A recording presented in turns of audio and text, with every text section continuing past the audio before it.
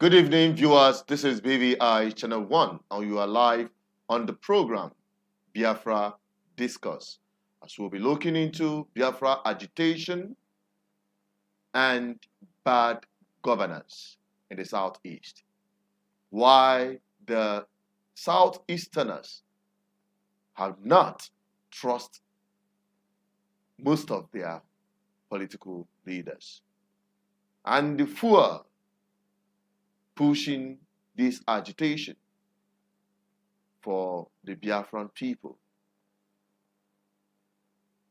And overall, what is happening in Biafra land today? What is the way forward? People who will be joining me on this live interactive section will be coming from Biafran Parliament, the Biafran de facto government, and as usual, our brother Mazi Udowele will be joining me from South Africa with other team of the discussant who will be joining also visually.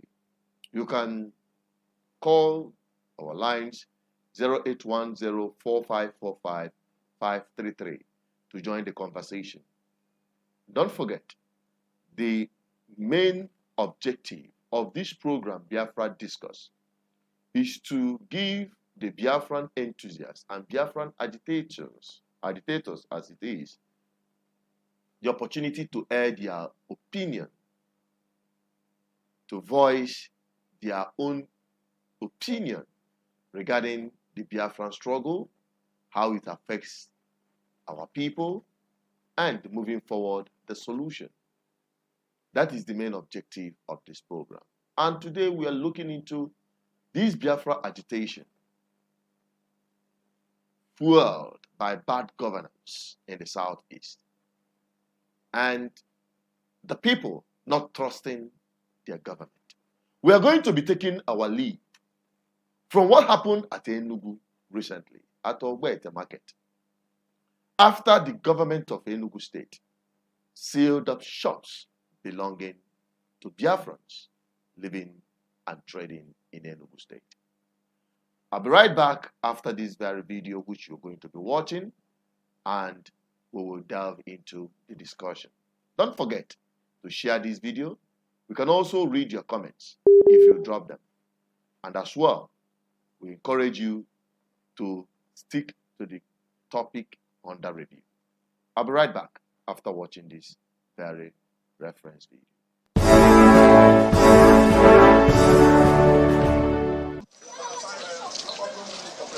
In another part of Enugu metropolis, Secretary to the state government, Mr. Chidiebere Onya, leads a team of government officials to some major markets to seal businesses that failed to open as a result of the sit-at-home order.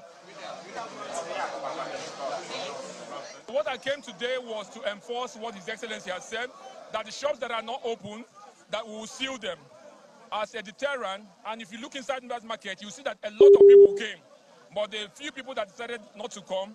So we had an agreement here in line with the policy and His Excellency's declaration that those shops will be closed. That's why the Enugu Capital Territory Authority is here, and we have started that process. Next Monday, we will be back again. Enugu Capital Territory will now communicate the process of hearing and considering if those shops will be reopened.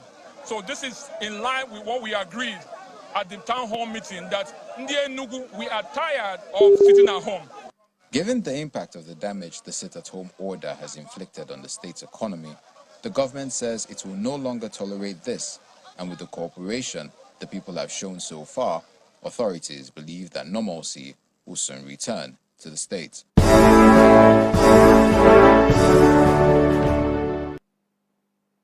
We are still on the program Biafra Discourse, and with me is Udowele, who is also joining me visually from South Africa to discuss what you've just seen. The trust, the Biafran people, or Igbo people as you may call them, the trust issue, the trust gap on the so-called political leaders in the Southeast, and bad governance, which is one of the things that is fueling the agitation by the Biafran people. It's my pleasure to bring in Udowere to join me on this conversation. Good evening, Udowere. It's a pleasure to have you here. Thank you once again, and good evening, our listeners. Okay. What is your view regarding what happened in Enugu State recently? The sealing of shops by the government of Enugu State, which eventually snowballed into a protest that led to the death of some people. So, what's your opinion on that? You know, over the years, recently, the type of government representatives that we have as a people has been of selfish leaders, the leaders who are not sensitive enough to the plight of the people. I think they still believe it's business as usual, but they fail to understand the rhythms of the game. Like I have always said before, PDP and ABGA is one of the problems which we have in the Southeast. To be specific, since 1999, it was PDP up to date. Whatever that comes out of it. So these are the architects of the problem. They are foundation of this crisis that you are seeing in the Southeast. They are the ones who embodied that criminality. They sponsored it in Imo State. They provoked it in River State. Now they are trying to escalate it in other states which they are in control of, but it's not going to work. The disconnection between the government and the people is quite huge. That when the government wants to communicate with the people, they don't know how to. And when the people wants to communicate to the government, they also don't know how to. But who is the main problem? It is the government. It is that person who came out to say, I can do the job. And when the job is given to you, you know there is problem before you take up that job. You should have asked, make research on how to tackle it. You don't just wake up in the morning and do whatever you like. Everyone knows that people are not sitting at home out of their willingness. It is the fear of the unknown that makes our people to sit at home. It is not just because someone is saying sit at home. No. So how do you tackle it? You have to go underground and find out who are the sympathizers of these people. Who are they? Who are those carrying out these activities? They are not many. When you get hold of one, two of them, you get hold of the rest. But you won't do it. It's unfortunate that somebody will be outside the country issuing orders that he himself don't even have control of. And the moment that orders are being issued, the enemies most times take advantage of it to come and cause mayhem. And if you ask these people, what do you gain from issuing unguarded statements on air that you cannot account for? They will tell you, you don't have sense, you're a saboteur. It's better to be a saboteur than to be killing your people. It is. If how to answer saboteur is to be against those who are killing my brothers and my sisters, in my next word, I will be a saboteur. Because even the hair in the head, the hair on the head, you cannot create it, a single one of it. How much more a whole life which are being wasted every day in our land? So I think it's time for our government in the Southeast in particular to institute committee that will be closer to the people, that can give a day-to-day report of how our people feel. If enough security is provided for our people, they will wholeheartedly come out and do their businesses. And I think it is high time our governors and our local council step up on the security aspect. in Biafra land. Others places that have cameras, it was not installed with in the moon. Those who installed it did not come from the moon. Our markets in Biafra land supposed to have surveillance cameras. Every important business infrastructure. Anywhere that we have a place of interest, like business, zoo, hospitals, this area is supposed to have cameras in the premises, outside the premises, surrounding, that can be able to trace any movement from afar before getting to the market. And people should be monitoring those things. These are areas I expect our government to invest in digital security, not just people carrying guns and down. No, you have to invest more on intelligence gathering. These cameras are supposed to be put in strategic areas of where you think suspects may be using to patrol or come out or go in, escaping all those routes which are exposable to danger. Cameras supposed to be in those areas. We are not. There is solar now. You can put a camera that is powered by solar, hidden cameras all over, and it will help us to track the movement of these people and actually know who are those people, because it started with ESN to non-government, and now everybody is denying when there is problem, and when there is no problem, people will come out and parade themselves as they are this or they are that, which is very bad. So I think this is a way to start. Our government should learn how to communicate with people. You don't just wake up and say you're selling the shops of people who are afraid to die. You can't just wake up and do that. All right. Okay. You understand? Thank you very much, Udowale. And we have our discussants who are already on joining us via our WhatsApp stream. Okay, Udo, good evening. You're welcome to the program. You can unmute yourself. Hello, good evening. Good evening, everyone. Good evening, our good listeners. I'm not hearing well, however. I'm not hearing your voice very well. Can you hear me? Can you hear me actually? Can you hear me now? That's all right. I can manage. But it's okay. All right. Now, your voice is coming out well. Tell us, what's your opinion on what is happening in Biafran land, particularly in Enugu? Recently, the Enugu state government sealed up shops of people they claim are observing Monday sit at home. What's your reaction to that as a Biafran? Well, I think it's a complex question. First of all, speaking is Mecca Okado. There's an intermittence. Are you hearing me? Yeah. Well, yeah, we can hear you. We can hear you. Go on. We can hear you. Okay. So, what I mean, the situation is quite complex, and the fact is that something has to be done.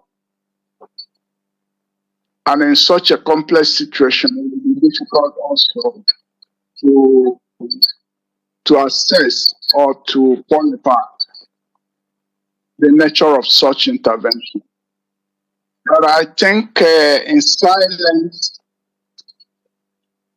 in omissions, in compliance, things has gone out of hand. Things have really gone out of hand. And I think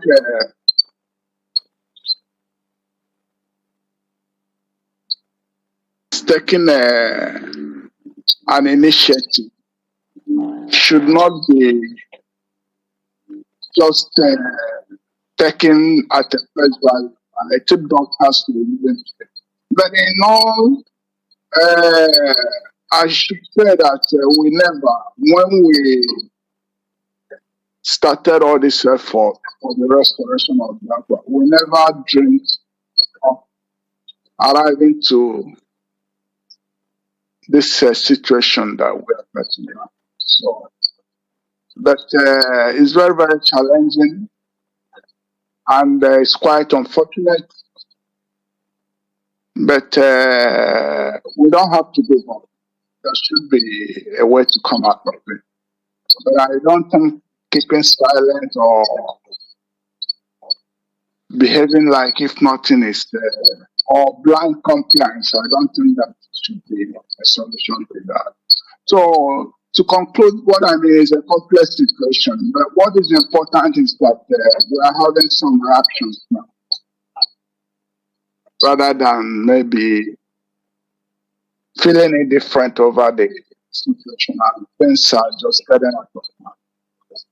Well, I'm just joining now. I didn't hear the previous comments, even the title I didn't hear. But your Okay. question, Yeah, I that think, what we are talking about is the Biafran agitation and bad governance. What is happening in the southeast? If you believe or you think bad governance is contributing in fueling the agitation. The bad governance, not just in Nigeria, but in southeast, particularly. That's what we're talking about. well, bad governance is one thing, and then struggle for the restoration of Biafra is another thing. If bad governance is a factor, I think the struggle should be a corrective instrument of that. But the situation we find ourselves now is that all weight of this imbalance as it appears now. That, you don't know who is who at this time. Even people are feeling that in this kind of situation, they can even manage with the bad governance and all these conditions that are everywhere. So to distinguish between the two, I think the primary objective of the struggle was to bring corrections to bad governance and then to have a good administration of authority. Yeah. In whatever it is. But as it seems now, I think we are losing all the funds. Okay. I think, to be honest with you, there is connotation to all of this. There are link up with all of this. But let us hear from Ndubisi, then we'll proceed. Ndubisi and Enugu, you are welcome to the program. Me? Yes, we had some. Talking of a reality that we interrupted. And then that makes it to be a special case. Even to level it to academic objective or end level, not fit well. So what I'm trying to say is a reality, very brutal one that we experience in different dimensions. Some had it as the story, some had it, even those that witnessed it are still living. Some are dead. But the reality there is that when we started the struggle, when our present generation started to, we hadn't a very strong or much point of reference. Fortunately, we were able to gather many of them, and the endeavor of the struggle started to get meaning or have sense. But the issue there is that what we have to understand is that when we embark on this struggle, it's like forming a political party. We knew some of these mallets that we have mentioned about bad governance in the world. We know the reason why it is like that. We have to remember the mantra of no victory, no vanquished. There was a victory and there were the vanquished. So and then the product of such situation will not be a surprise with what we are witnessing in our television today. So when this started, we had a very clear vision of what we wanted, and one of the reasons was to correct most of the things we are saying. And then how do we have to do that? It was in the policy of most of the, particularly I could say the IPO, of which I was one of the policymakers. It was very, very clear. And there was a time when our citizens understood the message. But in between, can I cut you short now? Let's get to this caller and we'll come back to you. Hello? Hello, you are on live broadcast with BVI Channel 1. Okay. Hello? Yeah, you are live with BVI Channel 1. Can you hear me? Yeah. What's your contribution with what we're discussing tonight? I just we can't hear you properly. You say? Hello? Yeah, go on. Your name and where you are calling from. Hello? Your name and where you are calling from. From Onitsha. Okay. Oh yeah, go ahead. What are you saying about what we are talking about? Hello? Hello? Hello? I think you cannot hear me. Sorry, we'll try to get you back again. And yes. If I may just give me a second to round up. Go on. What? Yes, please. What I am trying to pinpoint is that we have to bear in mind that the struggle knew most of these malice that we are talking about. But the issue now is that there has been a problem in the execution of the struggle, and the confusion is all over now. Okay. Until we do our homework well and realize that we are getting astray or we are destroying the future of our generation and that of the incoming ones, till we realize that the boomerang of the confusion will continue. So the point now is that missing the two up, because you can see that had it been the struggle did what it's supposed to do at the right time, we wouldn't have been saying all these things. Okay, let me give a practical example. I put it to you, Chinedu, and maybe to fellow comrades there. What would you think, even simply, if Nnamdi Kanu wasn't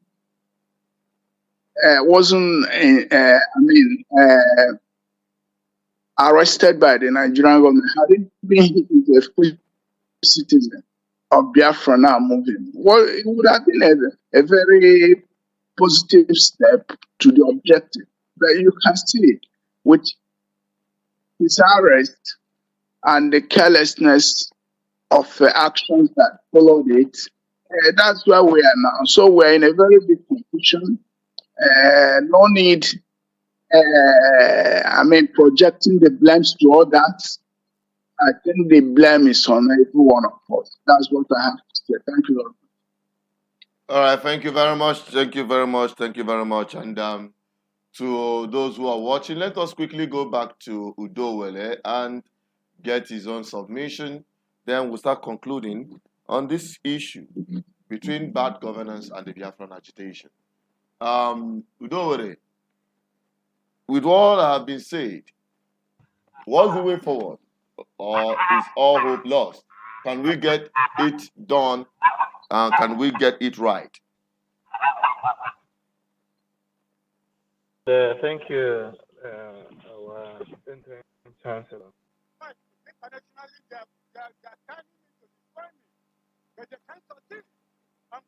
We also appreciate turning bad? Biafrans have suffered since the creation of Nigeria and the amalgamation of Nigeria, and we are still suffering today. As Biafrans, it is our duty and responsibility to emancipate ourselves from the mental slavery and for the shackles of other distractions which are depriving us of our rights in Nigeria and without Nigeria. In Nigeria, we have a stake. Outside Nigeria, we have a stake.